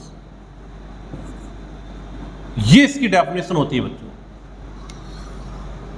if your input is positive including zero then this is x function, जो कि आप जानते हैं आइडेंटिटी फंक्शन है, देख चुके हैं। पॉजिटिव डोमेन के लिए, नेगेटिव डोमेन के लिए बच्चों ये माइनस एक्स, ये भी आप देख चुके हैं, इसको भी मैं बना चुका हूं। तो इस तरह से ये डुअल नेचर फंक्शन होता है, इसकी दो ब्रांच होती है, ये पीस वाइज फंक्शन कहा जाता है। पीस वाइज यानी कि इसके दो पीस हैं, ये अलग डोमेन है और ये अलग डोमेन है। तो अलग अलग डोमेन के लिए हमने इस फंक्शन को अलग अलग डिफाइन किया हुआ, that is the modulus function. और यहीं पर आप जानते चलें कि ये जो मॉडुलस फंक्शन है, अब आइए इसके रिजल्टेंट आउटपुट की बात करते हैं। जो आपने कहा था कि सर प्लस होता है, माइनस होता है, तो भी प्लस होता है। It is always greater than equal to zero. Second milestone इसका ये याद रखने का कि इस फंक्शन का जो आउटपुट है, ये जो फंक्शन है, that is completely in greater than equal to zero. क्या बता रहा हूं? पकड़ पाया? मैं रेंज बता रहा हूं। यहां मैं क्या बता रहा हूं? डोमेन बता रहा हूं। देखिए ध्यान से, किसी को मना नहीं किया, सारे पॉजिटिव एक्स आ गए, इसके अंदर सारे नेगेटिव एक्स आ गए, जीरो भी आ गया। तो इट मींस दोनों बातें मैंने यहां पे बोल दी। जो बच्चे इस मैनर में, इस कंक्रीट लेवल पे समझ रहे होंगे, वो सारी बातें समझ पा रहे होंगे कि मैं बोलते बोलते सारी चीजें यहां पे बोल जाता हूं, उसको पकड़ लेते हैं बच्चे जल्दी से। मैंने यहाँ पे डोमेन भी बता दिया, फंक्शन का आर होने वाला है, और यहाँ पे मैंने रेंज भी बता दिया, 0 टू इन्फिनिटी रहने वाला है। थर्ड थिंग कि जो रिजल्ट है, जो भी रिजल्ट आता है वो तो पता हमको पॉजिटिव आता है, बट वो रिजल्ट को एक्स यानी कि इनपुट से कंपेयर करा जाए तो third statement is always here for that function that is greater than equal to x, कि whatever the value of x you get that is always greater than और equal to x. वो हमेशा अपने input के या तो equal या उससे बड़ी आती है। चेक कर सकते हो ना, लगाओ दिमाग। जब आप कहते हो ना -3 इक्वल टू 3, क्या है ये? क्या इनपुट था? -3। रिजल्ट क्या आ रहा? +3। तो रिजल्ट जो आ रहा है, अंडरस्टैंड, देखा आपने, वो -3 से बड़ा है। तो यानी कि -3 की जो वैल्यू है वो अपने इनपुट से बड़ी आ रही है। यहाँ पे लिखा हुआ बड़ा है, ग्रेटर देन एक्स। और जब आप +3 लेते हैं तो आंसर 3 आता है। इस केस में क्या हो रहा कि जो इनपुट है वही आउटपुट है, तो इसकी जो वैल्यू है mod 3 की, वो अपने इनपुट के इक्वल है, तो यहाँ इक्वल भी लिखा हुआ। इन that manner you can justify. Is it clear? So this is, तो ये दो स्टेटमेंट यहाँ पे काम करेंगे हमेशा। दोनों को याद रखिए कि टोटल जो रिजल्ट है वो पॉजिटिव होता है, और ये mod x जो है that is always greater than equal to x. Understand? अब आते हैं कि सर इसका ग्राफ क्या है, व्हाट इज द ग्राफ। तो देखिए ग्राफ को, कैसे ग्राफ बनेगा इसका।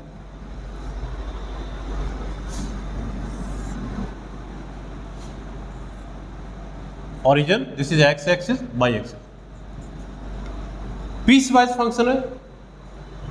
तो डिफरेंट डिफरेंट डोमेन के लिए डिफरेंट डिफरेंट फंक्शन डिफाइन किया गया, +x भी होता है और -x भी होता है।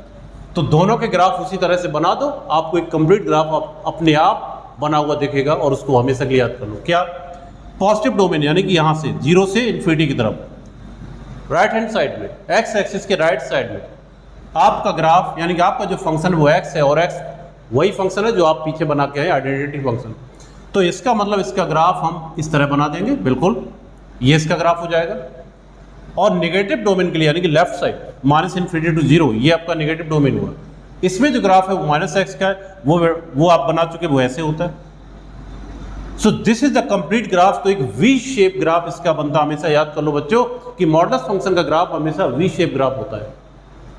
अंडरस्टैंड? तो see the complete graph is that. तो इस तरह इसका कंप्लीट एक ग्राफ हमें मिल जाता है। ये होता है मॉडुलस फंक्शन का graph. According to the graph, बताइए इसको देखकर कि सर क्या डोमेन दिखा आपको।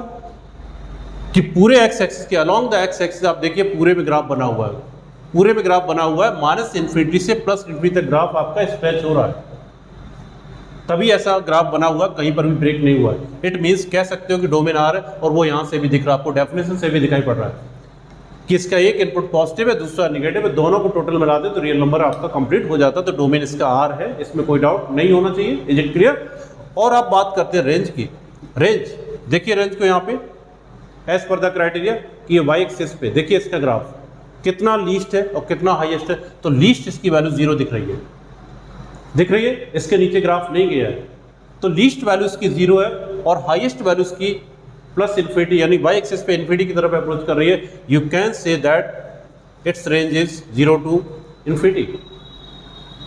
Is it clear? तो यहां पर इस फंक्शन को भी हम कह सकते हैं, जैसे एक्स स्क्वायर फंक्शन की जो रेंज थी वही इसकी रेंज है, तो मैं इसको फंक्शन को भी हमेशा पॉजिटिव फंक्शन की तरह याद रख सकता हूं कि मॉडुलस फंक्शन है तो उसकी वैल्यू कभी नेगेटिव नहीं होती है।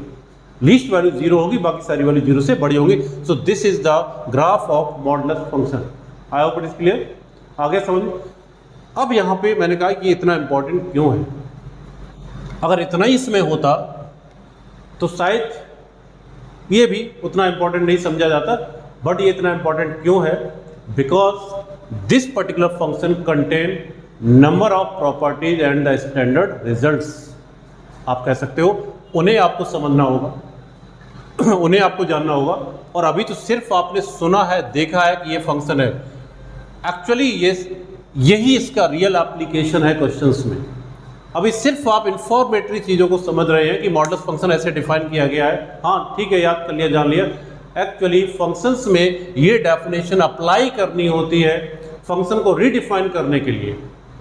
रीडिफाइन से मेरा मतलब है कि जब भी कोई फंक्शन आपको दिया जाता है इस तरीके से मॉड ऑफ x माइनस 5 या कुछ भी ऐसे, तो मुझे इसके दोनों ब्रांचेस को सेपरेट करना पड़ेगा उस क्वेश्चन को सॉल्व करने के लिए। मोस्ट ऑफ द टाइम, मैंने ये नहीं कहा हमेशा, मोस्ट ऑफ द टाइम हमें इस मॉडुलस फंक्शन के दोनों नेचर को सेग्रीगेट करके ही इस क्वेश्चन को समझना होता है, सॉल्व करना होता है। This is approach. तब आपके ये डेफिनेशन आपकी अप्लाई होती है। इसलिए इस डेफिनेशन को सिर्फ रटने के लिए नहीं लिखा हुआ है, इसको समझने के लिए लिखा हुआ है कि अगर ये फंक्शन है तो मैं इसके दोनों ब्रांचेस को कैसे सेग्रीगेट करूंगा, कि इसका क्या नेचर होने वाला, क्योंकि डोमेन तो आर है। पूरे आर में कब ये पॉजिटिव इसकी ब्रांच क्या होगी और नेगेटिव, ये पॉजिटिव ब्रांच क्या होगी, नेगेटिव ब्रांच क्या होगी, ये मुझे अलग अलग करके लिखनी होती है most of the time. 90% cases में हमें फंक्शन को रीडिफाइन करना होता है। सीधा एक लाइन में कह सकते हो कि मुझे मॉड हटाना होता है। फंक्शन को एनालाइज करने के लिए, उसको सॉल्व करने के लिए जो क्वेश्चन पूछा गया उसके लिए मुझे मॉड को रिमूव करना होता है। तो मॉड तब रिमूव होगा, देखिए मॉड कब हटा, जब मैंने इसका डोमेन डिफाइन किया। अंडरस्टैंड? तो वो डोमेन हमें यहां पर भी सेपरेट करके लिखना होता कि किस डोमेन के लिए ये पॉजिटिव रहेगा, किस डोमेन के लिए नेगेटिव ब्रांच रहेगी। आई होप इट इज क्लियर। तो इस तरह से मैंने हिंट किया, अभी ये सारी बातें आपको रियलाइज होंगी सिर्फ और सिर्फ प्रॉब्लम्स में, क्वेश्चंस में। यहाँ सिर्फ हम स्टैंडर्ड फंक्शंस के बारे में आपको बता रहे हैं, उनसे आपको मिलवा रहे हैं। तो इन सब बातों को दिमाग में रखते चलिए, स्टोर करते चलिए। ये सारे एप्लीकेशंस होने वाले हैं, ये सिर्फ एक कहानी नहीं है, ये सिर्फ कुछ रटने का नहीं है इसमें कि हाँ ठीक है सर मैं याद कर लूँगा ये। अरे याद करके कुछ नहीं मिलने वाला जब तक उसका रियल एप्लीकेशन नहीं होगा। इस चीज़ को ध्यान रखिएगा। मूव ऑन, बढ़ते आगे।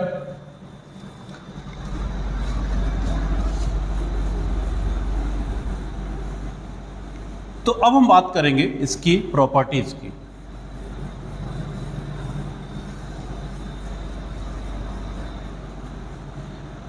तो मॉडुलस फंक्शन इसीलिए मैथमेटिक्स के अंदर इतना क्रूशियल है, इतना इंपॉर्टेंट है, because it contain the number of properties and the results of its equation and inequation. कि मॉडुलस फंक्शन से रिलेटेड हमारी जो इक्वेशंस होती हैं, जो इनइक्वेशंस होती हैं, वो और उनके रिजल्ट जानना बहुत जरूरी है यहाँ पे। अंडरस्टैंड? समझ रहे? तो देखिए यहाँ पे क्या होगा। Put the heading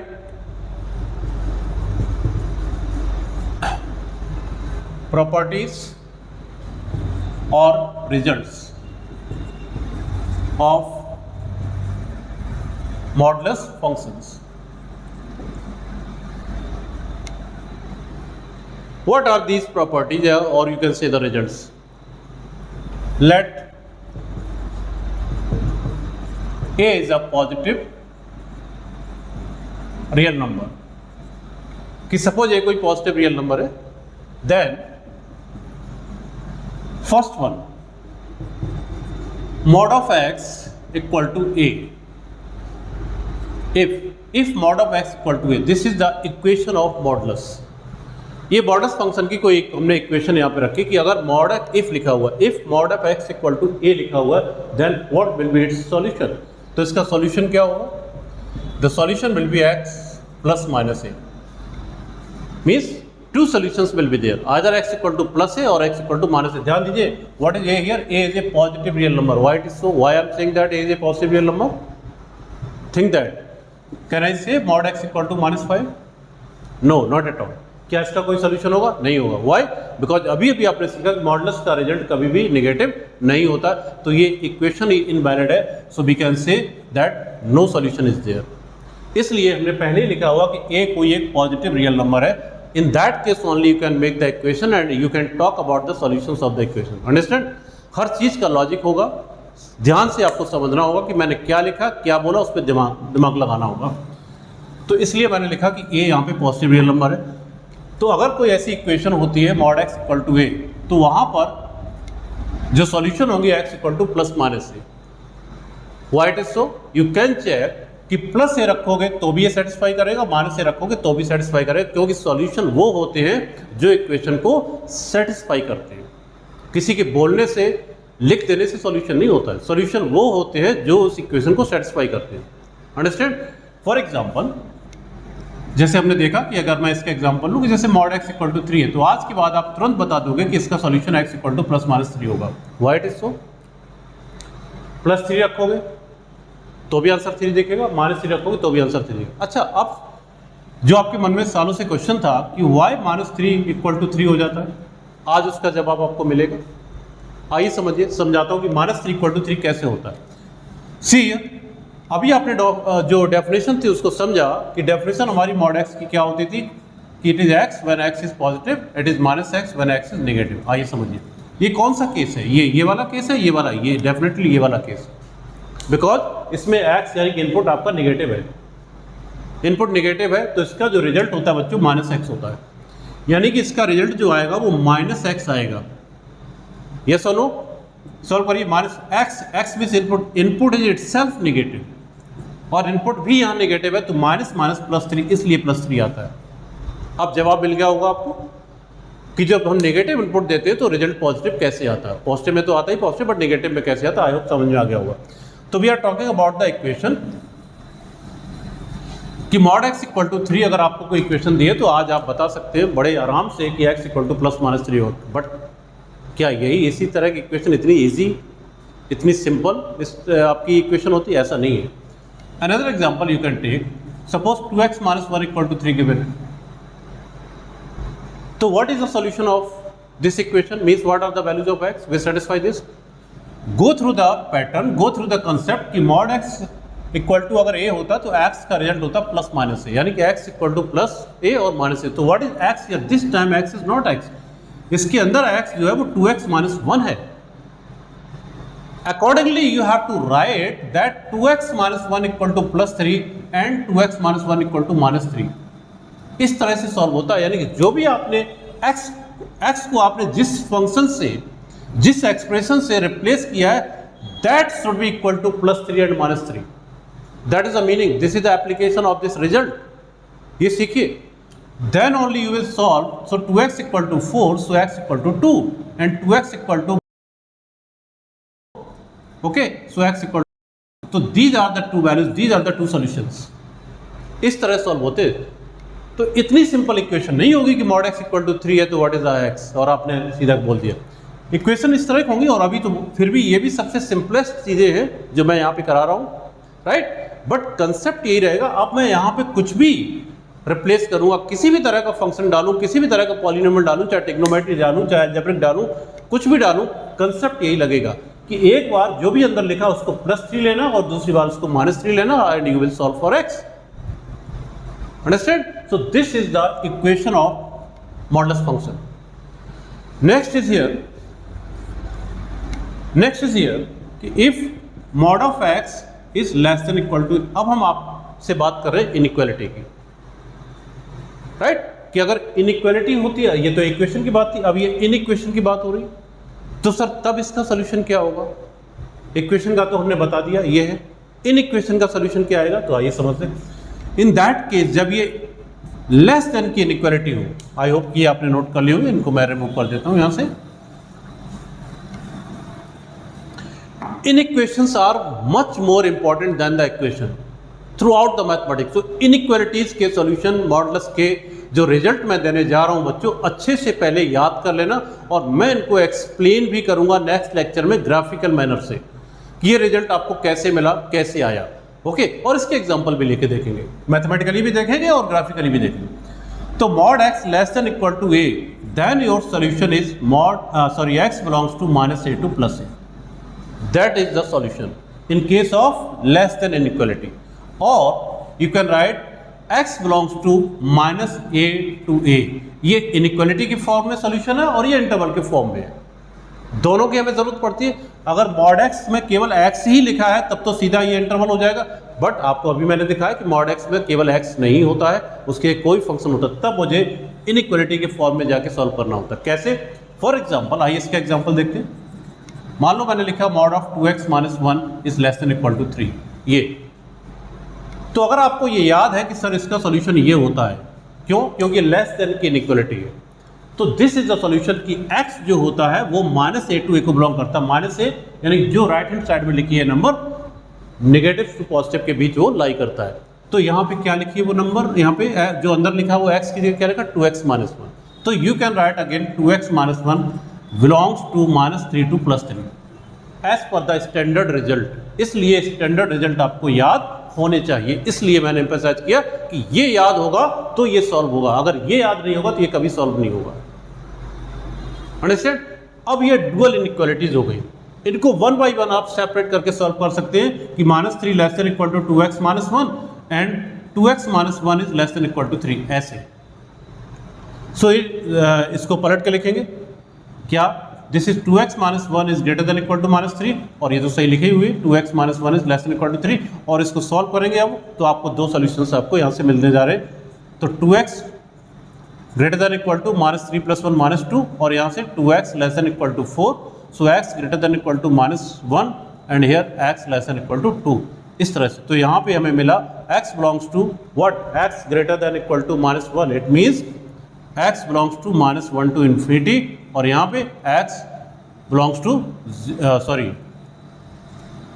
0 to 2। ठीक है, क्या लिख रहा हूं मैं? माइनस इन्फिनिटी टू 2, इस तरह से। अंडरस्टैंड? अब क्या करना होगा? इस तरह मैंने दो अलग अलग इक्वेशंस ली और उनके दोनों सॉल्यूशन देखे। अब इनका कॉमन देख लीजिए क्या आ रहा। ये आपका माइनस 1 है और ये आपका 2 है, इधर आपका प्लस इन्फिनिटी होता है, इधर आपका माइनस इन्फिनिटी। तो एक सोल्यूशन कह रहा है माइनस 1 टू इन्फिनिटी और दूसरा सोल्यूशन कह रहा है माइनस इन्फिनिटी टू 2। तो आपका सोल्यूशन जो आ रहा है वो क्या आ रहा है बच्चों? देखो यहाँ पे माइनस 1 टू 2। अंडरस्टैंड? तो you can write that my solution will be x belongs to, इस तरह। तो ऐसे इसके सॉल्यूशंस हमें मिल जाएंगे। दो अलग अलग इनइक्वालिटीज होंगी, उनको हम सॉल्व करेंगे। ओके, और वो रीजन हम यहाँ पे देख लेंगे आसानी से कि क्या उनका कॉमन रीजन आ रहा, वो हम यहाँ पे लिख देंगे। समझ में आ गया?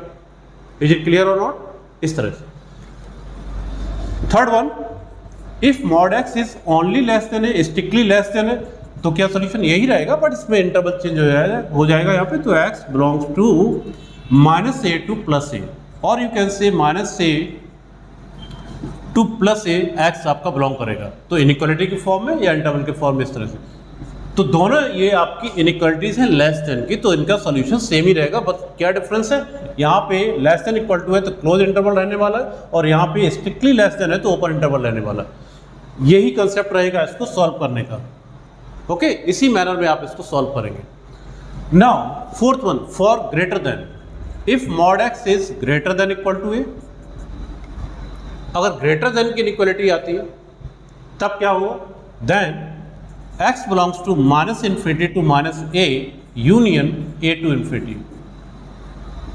तब इसका सॉल्यूशन ये है ये हमको याद करना। और ये सारी चीज़ें, डोंट वरी, ये सारी चीज़ें हम आपको ग्राफिकली रियलाइज कराने वाले हैं नेक्स्ट लेक्चर में, कि ये सॉल्यूशंस कैसे आप ग्राफिकली इनको रियलाइज कर पाओगे, कैसे आप इनको देख पाओगे कि ये सॉल्यूशंस एक्चुअली यही आ रहे हैं। ओके, तो जब तक ग्राफिकल आपको रियलाइज नहीं होगा तब तक उतना जो है आपको फील भी नहीं आएगा। मैथमेटिकल तरीके से प्रैक्टिस करो, वो भी आपको रियलाइज कराएगा। ओके, सो सी हियर, और हम इसी को कैसे लिख सकते हैं, it is x less than equal to minus a, और यूनियन का मतलब और है x greater than equal to a. इसी सॉल्यूशन को ऐसे लिखा जाएगा, जो कि खुद ही इंटरवल आपको बता रहे हैं कि एक्स जो है वो less than equal to minus a है या x greater than equal to a, right, this is a. ये इनइक्वालिटी का अगर ग्रेटर देन की है तो ये सॉल्यूशन रहने वाला है। ओके, इसके भी मैं एग्जांपल इसी तरह का ले सकता हूँ, उसको भी ऐसे सॉल्व करूंगा। तो उसमें मुझे यूनियन लेना होगा, एक इंटरवल जो आएगा और दूसरा इंटरवल जो आएगा उसका यूनियन रखना होगा। Make it very clear. इसलिए इस एग्जांपल को देख लेना, मैंने इसको कैसे सॉल्व किया है। ओके, इसके हम ऐसे कई एग्जांपल नेक्स्ट लेक्चर में लेने वाले भी हैं।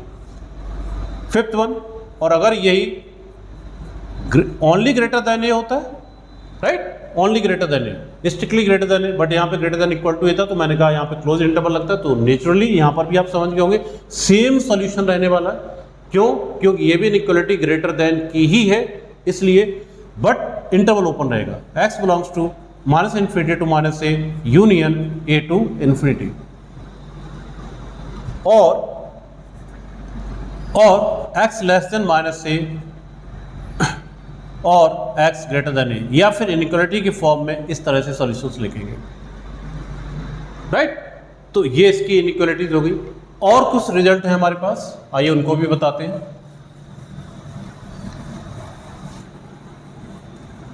अभी सिर्फ आप इनको लिखिए और इनको मेमोराइज कीजिए। हम इन सारे के छोटे छोटे एग्जांपल्स भी लेंगे और इनका ग्राफिकल इंटरप्रिटेशन भी देखेंगे सारी सॉल्यूशंस का, कि ये रिजल्ट्स हमको कैसे मिले हैं, राइट। वो रियलाइज होना बहुत मैंडेटरी है, ये हम देखने वाले हैं। अभी जितना मैंने आपको बताया कि आपको इन्हें मेमोराइज करना है, याद करना है।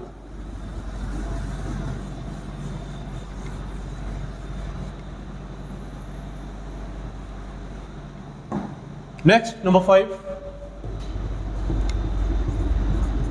if mod x is less than greater than a, greater than or equal to a but less than b, then what will be the solution? अब यहाँ पर मैंने मॉडुलस की डुअल इनइक्वालिटी ली। अभी तो मैं सिंगल इनइक्वालिटी लेके चल रहा था, आइदर ग्रेटर देन और less than, but it is the dual inequality. कि कुछ भी ऐसा एग्जांपल लिखा हो कि mod x greater than equal to 2 but less than 3, तो सर इसका क्या रिजल्ट होगा? क्यों? अभी आपने आधा आधा तो सॉल्व करके देखे ही, आधे आधे के रिजल्ट तो पता है, इसका रिजल्ट भी पता है और इसका रिजल्ट भी पता है। बट अगर मैं डुअल इनइक्वालिटी एक साथ रख देता हूं तो सर उसका क्या सॉल्यूशन होगा वो भी आप जान लीजिए। Here x belongs to minus b to minus a union a to b, ये इसका सॉल्यूशन रहने वाला है। याद कर लीजिए, जैसे मैंने अभी एग्जांपल लिखा था कि मॉड x, फॉर एग्जांपल कि mod x greater than equal to 2 but less than equal to 3, in that case your solution will be what? minus 3 to minus 2 union 2 to 3। कैसे आया ये भी देखेंगे हम ग्राफ से। फिर इसके बाद इसके एग्जांपल भी लेंगे, वो भी सॉल्व करेंगे मैथमेटिकली, राइट। तो बिल्कुल आपको क्रिस्टल क्लियर होने वाला है, डोंट वरी। बट हाँ, इनिशियली आपको मेहनत तो करनी पड़ेगी, बहुत सारी चीज़ें मेमोराइज करनी पड़ेगी, याद रखनी पड़ेगी, और एक बार जब इनको आप रियलाइज करेंगे ग्राफिकली और क्वेश्चंस के थ्रू, तो बहुत इंटरेस्टिंग आपको फील होने वाला है, राइट। तो ये इसका सॉल्यूशन आ जाएगा डायरेक्टली, क्योंकि हमने रिजल्ट आपको दे दिया। अंडरस्टैंड? इसको आप इनइक्वालिटी में भी उसी तरह से लिख सकते हैं। Next, the minimum value of mod of x minus a plus mod of x minus b. इस तरह का कोई फंक्शन है, दो मॉड है, mod of x minus a, mod of x minus b, बीच में प्लस साइन लगा। अगर मैं इनके मिनिमम वैल्यू की बात करूं कि what is the minimum value of this particular function, इसकी मिनिमम वैल्यू बच्चों डायरेक्टली आपको याद होनी चाहिए, that is a minus b. a means this number, b means this number, understand? जैसे फॉर एग्जाम्पल कहीं पर आ गया कि sir what is the minimum value of x minus 3 plus x minus 5, ये कि सर इसकी मिनिमम वैल्यू क्या है? दो आई फाइंड इट, हमें मालूम है कि हम इसको निकालते, बट अगर डायरेक्टली आपको रिजल्ट याद होंगे तो आपका टाइम भी सेव होगा और फटाफट से क्विकली आप इसको कर पाएंगे। तो आपको पता चलेगा कि सर इसकी जो मिनिमम वैल्यू होने वाली है, इसकी मिनिमम वैल्यू क्या बताई मैंने, a माइनस बी। ए क्या है दिस नंबर, बी क्या है दिस नंबर, तो it is nothing but mod of 3 minus 5, it means 2 आएगी इसकी मिनिमम। कैसे आएगी इसको भी हम देखेंगे कि जब इसका ग्राफ बनाते हैं, अगर इस फंक्शन का, इस तरह का जब भी कोई फंक्शन होता है जिसमें दो मॉडुलस फंक्शन है, इसका ग्राफ प्लॉट करना भी हम आपको सिखाएंगे। क्योंकि अभी मैंने सिर्फ मॉड एक्स का ग्राफ बताया, मॉड एक्स माइनस 3 का नहीं बताया, मॉड एक्स माइनस 5 का नहीं बताया, और उस दोनों को जब ऐड कर दिया तो उसका ग्राफ क्या होता है, या सब्ट्रैक्ट करेंगे तो ग्राफ क्या होता है, ये भी सीखेंगे। अभी मैं फिलहाल इसके ग्राफ को जस्ट एक आपको सिंबॉलिकली दिखाना चाह रहा हूँ। इसका ग्राफ इस तरह का बनता है, इसको रीडिफाइन करते हैं, 3 ब्रांच बनती है, एक ये ब्रांच बनती है, एक ये बनती है और एक ये ब्रांच बनती है। इस तरह का, ऑलमोस्ट इस तरह का इसका ग्राफ बना करता है बच्चों। तो यहाँ पर अगर इस तरह का कोई ग्राफ आपको बनना, मान लो ये आपका एक्स एक्सिस है, ये वाई एक्सिस है, ऐसा कोई ग्राफ बना हुआ है तो साफ साफ दिख रहा है कि ये जो लाइन दिखा रही, यही तो इसकी लीस्ट वैल्यू दिखा रही। मान लो ये पॉइंट यहाँ पे 2 है, तो साफ दिख रहा है कि ये इस ग्राफ की जो लीस्ट वैल्यू है 2 है, क्योंकि इससे नीचे ग्राफ नहीं गया है। अभी सिर्फ आप इतना समझिए कि ऐसे फंक्शन का ग्राफ इस तरह का ही हमेशा बनता है। 3 ब्रांच बनती है, एक ये ब्रांच, एक ये ब्रांच, एक ये ब्रांच। ये एक फंक्शन है, ये कांस्टेंट फंक्शन होगा, और एक ये, तो एक ब्रांच कांस्टेंट की बनती है यहाँ पे, और वही हमारी लीस्ट वैल्यू होती है, राइट। इसलिए इसकी मिनिमम वैल्यू आपको बताई गई है। Okay, 7th, the maximum value of mod of x minus a minus x minus b. इस तरह का फंक्शन है, उसकी मैक्सिमम वैल्यू वो भी बच्चों यही होती है, mod of a minus b. ये डायरेक्ट रिजल्ट आपको याद होना चाहिए।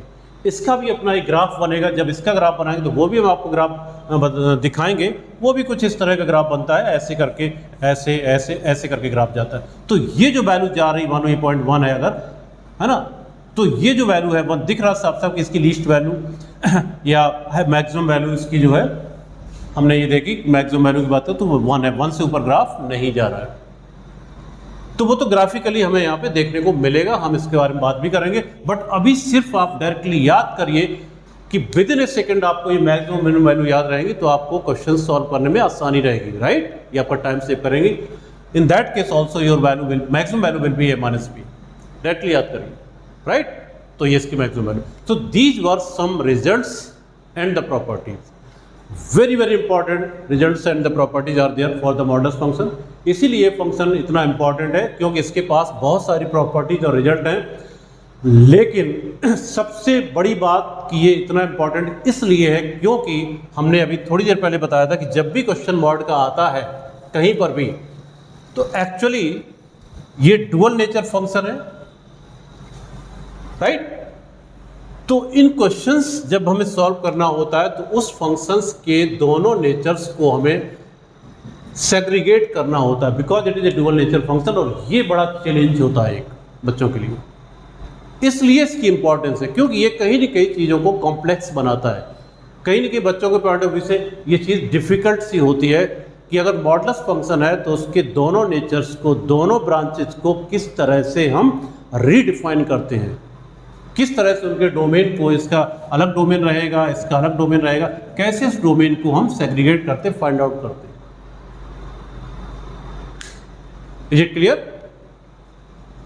तो इसलिए फंक्शन बहुत ज़्यादा इंपॉर्टेंट है, इसलिए इस फंक्शन को ज़्यादा ध्यान देना। और यहाँ से आगे जो फंक्शंस बच्चे आएंगे वो इसी लेवल के होंगे, इसी लेवल पे आपको समझना होगा। So that's all for the day. आज के लेक्चर को मैं यहीं पर कंक्लूड करता हूँ। मिलेंगे नेक्स्ट लेक्चर में और कुछ और नए फंक्शंस पे बात करेंगे, लेकिन उससे पहले मैं इसी फंक्शंस पे वापस से आऊँगा, राइट। इसी फंक्शंस पे वापस पे आऊँगा और उसके ग्राफिकल ये सारे सॉल्यूशंस जो हमने आज आपको बताए हैं, चाहे वो इक्वेशन के हों चाहे इनइक्वेशंस के हों, इनके ग्राफिकल इंटरप्रिटेशन पे बात करूंगा, इनको ग्राफिकली रियलाइज करूंगा कि ये किस तरह से सॉल्यूशंस आते हैं, और इनके कुछ एग्जांपल्स भी सॉल्व करूंगा, सो दैट कि ये सारे एप्लीकेशन जो इनइक्वालिटीज़ के हैं या इक्वेशंस के हैं वो आपको रियलाइज हो सके और आप उनको सॉल्व कर सकें, क्वेश्चंस में आप उनको अप्लाई कर सकें। वेट फॉर दैट, मिलते हैं नेक्स्ट लेक्चर में। थैंक यू बच्चों।